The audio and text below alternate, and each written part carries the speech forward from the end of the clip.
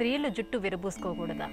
తలస్నానం చేసిన వెంటనే స్త్రీలు జుట్టును ముడివేసుకోవాలని పెద్దలు చెప్పడంలో ఆంతరం ఏంటి? మనం చేసిన పాపాలు దోషాలన్నీ కూడా కేశములను ఆశ్రయించి ఉంటాయి అని పరాశర స్మృతి చెప్తుంది. చేసిన దోషాలు పాపాలు ఏం చెయ్యాలి? ఎలా వచ్చింది కథ అంటే, దేవాసురా సంయుక్త ఆసన్ తే దేవ ఆప్యేష్వమృజత ఆప్య అమృజత సూర్య ఆభ్యుదితే సూర్య ఆభ్యుదిత సూర్యాభినమ్రక్తే. ఇది ఒక కథ ఉంది. వేదంలో ఉండే ఈ మంత్రార్థాలు ఎలా ఉన్నా ఈ అర్థం తీసుకుని ఒక కథను మన ప్రాచీనులు అందించారు. కునఖీ శ్యావదతి, నఖములు గోళ్ళు. శ్యావదన్ అగ్రదిధిషౌ అగ్రదిధిషు పరివిత్తే పరివిత్తో వీరహణి. కథ ఏమిటి అంటే, దేవతలు రాక్షసులు పూర్వం యుద్ధం చేసి అందులో అలసిపోయి రాక్షసులు ఎలా ఉన్నారో అలా వాళ్ళు వెళ్ళిపోయారు. దేవతలు నీళ్లలో స్నానం చేసి వెళ్ళారు.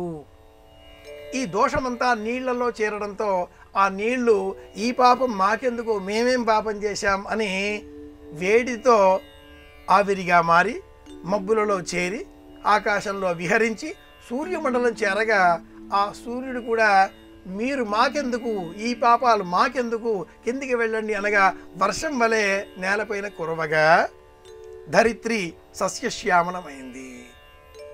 మళ్ళీ ఇలా వచ్చే ఈ క్రమంలో అనేక వృత్తాంతాలు ఏర్పడి ఈ సూర్యోదయ సూర్యాస్తమయ వేళలలో ఎవరైతే అని మొదలుపెట్టి సంఘాన్ని సంస్కరించే విధంగా వేదం అనేక ధర్మాలు చెప్పింది.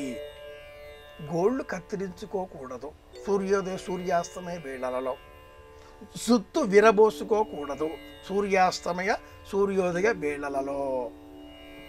శరీరంలో ఉండేటటువంటి మృత కణాలు మరణించిన అనంతరం కూడా పెరిగేటటువంటి మృత కణాలు రెండు రూపాలలో, ఒకటి గోళ్ళు, రెండు కేశములు. కనుక స్నానం చేసిన అనంతరం కేశములను ముడి వేసుకోవాలి. ద్రౌపదీదేవి, సీతాదేవి జుట్టు విరబోసుకున్నట్లుగా సినిమా మాధ్యమంలో మనం చూడాలి, కానీ రామాయణ భారతాలలో అలాంటి ఘట్టాలేవి లేవు. చక్కగా సంస్కృతీకరింపబడిన రూపంలో సంస్కృతంగా ఉండేటటువంటి శిరోజములనే ద్రౌపదీదేవి కానీ సీతాదేవి కానీ కలిగి ఉన్నారు అని రామాయణ భారతాలు వివరిస్తాయి. అలా జుత్తు శిరోజములు విరబరుచుకొని ఉన్న ఎడల ఆ వాటి చివరలలో నుంచి కారి జారేటటువంటి నీటి బిందువులు ఇంటిలో పడితే అది దరిద్రం. గోళ్ళు తీసిన అనంతరం ఆ నఖములు ఇంటిలో పడితే ఆ ఇంటిలో ఇక ఎప్పటికీ ధాన్యం ఉండదు. కనుక శిరోజములను ముడి వేసుకోవాలి. పూర్వకాలంలో బామ్మ అమ్మమ్మ ఇంట్లో ఉంటే వాళ్ళు వెంటనే తలంటుకొని అలా బయటికి రాగానే వేలుముడేసుకో వేలుముడేసుకో అనేవాళ్ళు. వేలుముడి వేసుకో, జుత్తుని ఇలా చివరలో చెప్పి ఆ చివరలోనైనా సరే చిన్న ముడి వేసుకుంటే అది.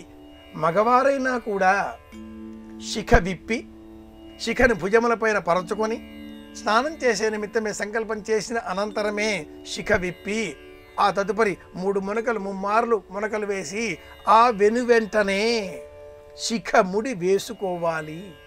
ముడి లేకుండా ఉండరాదు. యాంటెనా అనే విధంలో విశ్వంలో ఉండేటటువంటి శక్తిని ఈ శిరోజములు స్వీకరిస్తాయి. శిరస్సులో అవన్నీ నిక్షిప్తపరిచే విధంగా అనేటటువంటి భావాలతో సనాతన సంప్రదాయం ఈ విషయాలన్నీ కూడా వైజ్ఞానికంగా వివరించకుండా ఒక ఆచారాన్ని చెప్పింది. వేలుముడి వేసుకోండి. ముడి వేసుకుంటే నియంత్రణ ఏర్పడుతుంది. నడక, నడత, కూర్చోవడం, మాట్లాడడం, నిలబడడం అన్నీ కూడా ఒక సంసిద్ధపరచబడినటువంటి మార్గంలో నియమపూర్వకమైన మార్గాన్ని అనుసరిస్తాయి. ఇది ఈ వేలుముడి వేసుకోండి అని చెప్పడంలో ఉండే అంతరార్థం.